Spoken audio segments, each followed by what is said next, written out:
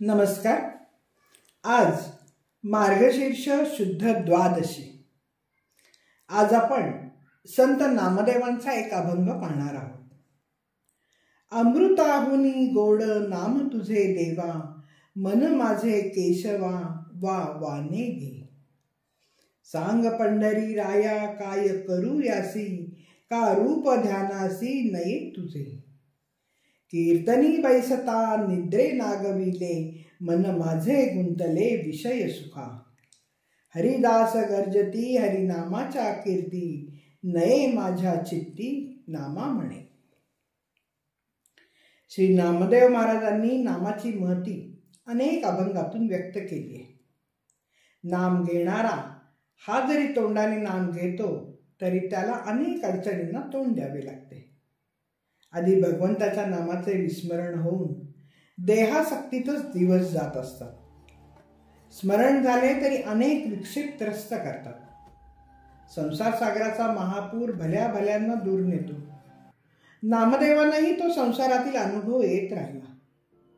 एका अभंगात आपली झालेली दीन अवस्था ते व्यक्त करताना म्हणतात की मोहरूपी भुजंगाने चावा घेतल्याने, विषय वासनारूपी लाटेने दूर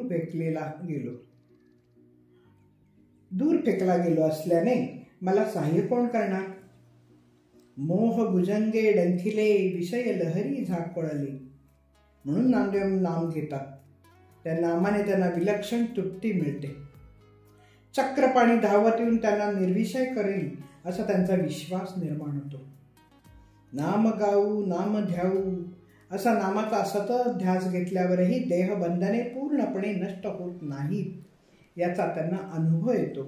तेव्हा मात्र ते असह्य झालेले नामदेव पूर्णपणे भगवंताला शरण येऊन विठ्ठलाच्या सर्वस्वी अंकित होऊन आपली दयनीय स्थिती निवेदितांना म्हणतात की हे भगवंता केशवा, तुझे नाम तर अमृताहुनी गोड असतात.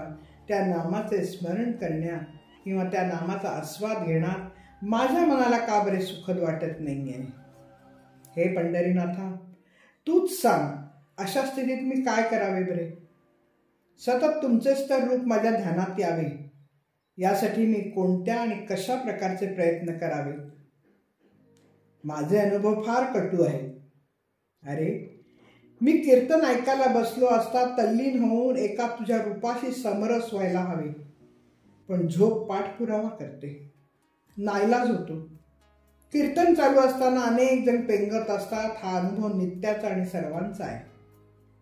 शिवाय झोप आली नाही तरी मन कीर्तनातील तुझ्या गुणवर्णनाशी समरस न होता विषय सुखाकडे ओढ घेते. सांसारिक सुखे जागृतीत व स्वप्नी आपल्याकडे ओढतात. या दयनीय स्थितीची लज्जा वाटते, कारण तेथे उपस्थित असलेले हरिभक्त तुझ्या कीर्तीचा मात्र जय जयकार करीत असतात. त्यांच्या मुखातून तुझ्या नामाचा घोष सतत चालू असतो आणि माझ्या चित्तात वेगळाच कल्लोळ माजलेला असतो. मला विषय वासनाची ओढ लागलेली असते. त्यामुळे चित्तात तुझ्याविषयी ओढ वाटत नसल्याने मुखातून नाम येत नाही. संत नामदेव नामाचा महिमा जाणतात. ते अमृताहून गोड आहे, पण अज्ञानामुळे नामामृताचे सेवन करण्याऐवजी विविध विषयांच्या उपभोगाकडे वळतात. त्या उपभोगात अडकल्यावर नामाचे नाव कुठे बरं. येथे नामाचे महत्त्व कळून सुद्धा विषय भोगाच्या सुखात अडकलेल्या अज्ञानी लोकांच्या हातून नामस्मरण होत नाही. कीर्तन चालू असता झोपा काढणारे अनेक श्रोते असतात. त्यांचा उल्लेख करून नामदेव महाराज म्हणतात की नामात खऱ्या अर्थाने दंग झाले पाहिजे. मन नामाच्या चिंतनात गोवले गेले पाहिजे, तरच अमृताहुनी गोड नाम म्हणण्याला काहीतरी अर्थ आहे. नाहीतर अमृत असून त्याकडे दुर्लक्ष करणाऱ्या मूर्खासारखे ते कृत्य होणार नाही का बरं. तुकाराम महाराज म्हणतात, कोठेही चित्तासी नसावे बंधन, हृदयी नारायण साठवावा. धन्यवाद. मी अभिवाचक सौभाग्यवती पल्लवी कुलकर्णी. नमस्कार.